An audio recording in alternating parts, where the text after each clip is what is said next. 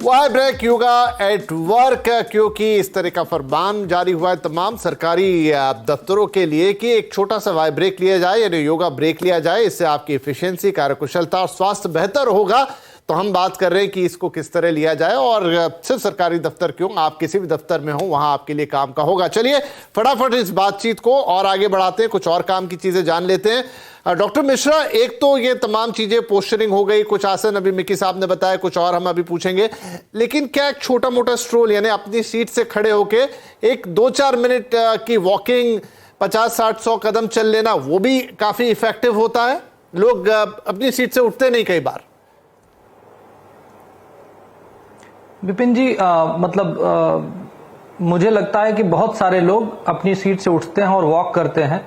तो वॉक करने से तो ये जो लोग जिनका ये कहें कि काफ मसल्स में प्रॉब्लम होती है, या जिनको कोई कोगुलेशन के डिसऑर्डर है, जिनको क्लॉटिंग का प्रॉब्लम है, जिनको स्ट्रोक वगैरह हुआ है, उनके लिए वॉकिंग करें। क्योंकि ज्यादा देर बैठे रहेंगे, आपने सुना होगा एरोप्लेन में भी जब हम फ्लाइट करते हैं तो लॉन्ग टर्म की फ्लाइट होती है तो हम उसमें इंकरेज करते हैं कि आप वॉक कीजिए। तो थोड़ा वॉकिंग तो मुझे लगता है it is part of every profession. कोई भी ऐसा नहीं होता कि वो सुबह 9 बजे और शाम 5 बजे तक बैठा रहे। तो वॉकिंग तो ऑलमोस्ट सभी लोग करते हैं, दिन में 2 बार तो टॉयलेट ही जाएंगे तो वॉकिंग तो हो जाएगी। उससे ज्यादा जरूरी, क्योंकि वो आप चाहे अनचाहे आप वॉकिंग कर लेते हैं, करनी चाहिए, ये बात जरूरी है। पर उसके साथ एडिशनल क्या कर सकते हैं, जैसे मैंने अभी तक जो बताया आपको, नेक का बताया, अपर आर्म का बताया, शोल्डर का बताया। अब इसको आगे बढ़ाते हुए मैं अपर बैक की बात करता हूं, क्योंकि बहुत सारे लोग आते हैं जो अपने आप ही डायग्नोसिस बना के आते हैं कि गर्दन के दर्द को हमेशा कहते हैं मुझे सर्वाइकल है। सर्वाइकल मींस कि नेक का पेन को आदमी सर्वाइकल स्पॉन्डिलाइटिस कहता है। उसके लिए क्विक मैं बता रहा हूं। सबसे पहले ये कि दोनों हाथों को पीछे लगाएं और सर से पीछे पुश करें, होल्ड करें, और फिर आगे लगाएं, पुश करें, फिर इसी तरह से साइड में लगाएं, पुश करें, और इस तरह से पुश करें। एक दूसरे को अपोज करना है। तीसरा, एक आखिरी लोग नहीं करते हैं कि रोटेशन करें और उसको रोकने की कोशिश करें, लाइक दिस, कि यूं होना चाहिए, ये और ये। अगर सिर्फ ये एक्सरसाइज कर रहे हैं और स्ट्रेचिंग एक्सरसाइज कर रहे हैं, 95% सर्वाइकल स्पॉन्डिलोसिस या नेक की प्रॉब्लम सॉल्व। अब बात आती है अपर बैक की। अपर बैक या मिड बैक में पेन की प्रॉब्लम लेके आते हैं, बताते हैं कोई पॉइंट है जिसमें दर्द होता है। उसके लिए वेरी सिंपल एक्सरसाइज है कि आप दोनों हाथों को ऐसे पकड़ के पुल करें, खींच के रखें, और जितनी देर खींच सकते हैं और फिर छोड़ दें। इससे पूरे अपर बैक की एक्सरसाइज हो गई।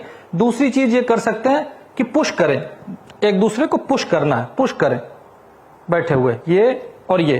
तो ये अपर बैक की एक्सरसाइज हुई। आप इसको इस तरह भी कर सकते हैं कि अपनी नी को पकड़ के इसको पुल करें, तो इसमें नी की भी एक्सरसाइज हो गई, और हिप की भी एक्सरसाइज हो गई, और आपकी बैक की भी एक्सरसाइज हो गई, और फिर इसी तरह से अपोजिट साइड में। तो ये चीज हो गई। एक स्पाइन की, बहुत सारे लोग बैक पेन की एक्सरसाइज करते हैं, और उसके लिए हमेशा जब भी फिजियोथेरेपिस्ट या कोई भी एक्सरसाइज बताता है, वो बताता है कि लेट के करना है। मैं आपको एक्सरसाइज बताता हूं जिसको आप बैठे हुए आप स्पाइन एक्सरसाइज कर सकते हैं। उसके लिए कुछ नहीं करना है, आप बैठे हैं, बैठ करके अपने स्पाइन को स्ट्रेट कीजिए। आप देखिए मेरे शोल्डर टाइट हो गए हैं, बिल्कुल स्पाइन स्ट्रेट, लाइक दिस।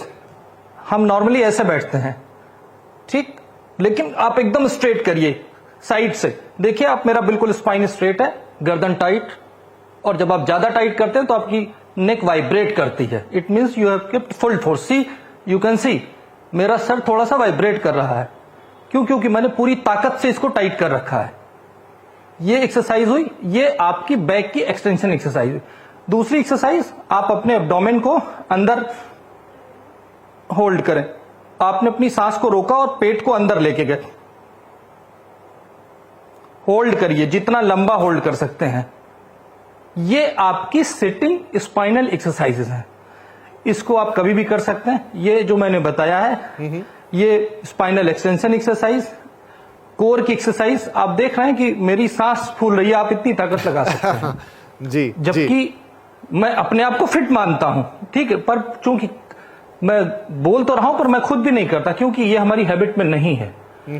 ये तो हुई एक्सटेंशन एक्सरसाइज। उसी तरह से जैसे मैंने ये बताया था फ्लेक्शन की एक्सरसाइज, कि आप यूं मोड़िए और यूं मोड़िए। 90% ऑफ द बैक पेन के लिए सारे doctor spinal flexion, extension and core की एक्सरसाइज लिखते हैं, जो आपको लेट के बताई जाती है। आप ये सब कुछ बैठ के कर सकते हैं। चलिए, तो बड़ा आप ये समझिए कि मैंने आपको बैक की बता दी जी, हिप की बता दी, नी की बता दी, स्पाइन की बता दी। इन टोटल मैंने पूरी बॉडी की एक तरह से एक्सरसाइज बता दी। अब सिर्फ एक चीज बचा कि फुट का पंप, यानी कि एंकल को नीचे करना और ऊपर पुल करके रखना, नीचे करना और ऊपर पुल करके रखना।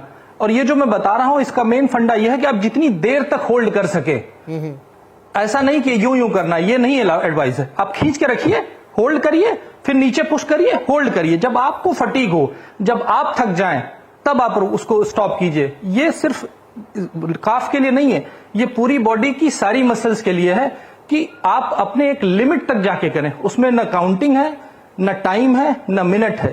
हर बॉडी की अलग अलग कैपेसिटी है, उसके हिसाब से वो अपनी कैपेसिटी तक उसको पुल करे या पुश करे।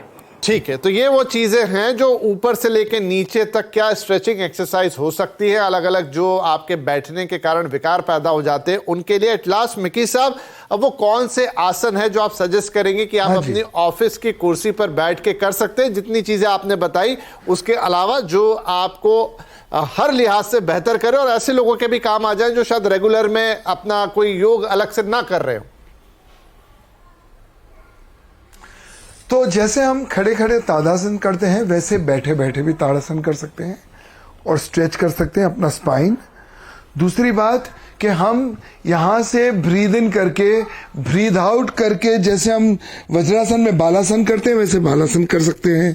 Once again breathe in, breathe out करके नीचे की तरफ जा सकते हैं। हम मंडूक आसन भी कर सकते हैं, ब्रीद आउट करके नीचे की तरफ, ब्रीद इन करके ऊपर।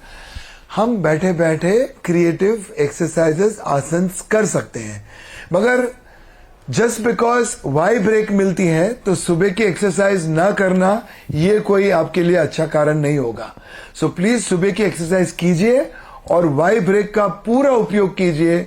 लंच के पहले 5 मिनट और शाम को 4:30-5 बजे जब आपको लगे आपकी बैटरीज पूरी डिस्चार्ज हो गई है तो उसको रिचार्ज करने के लिए।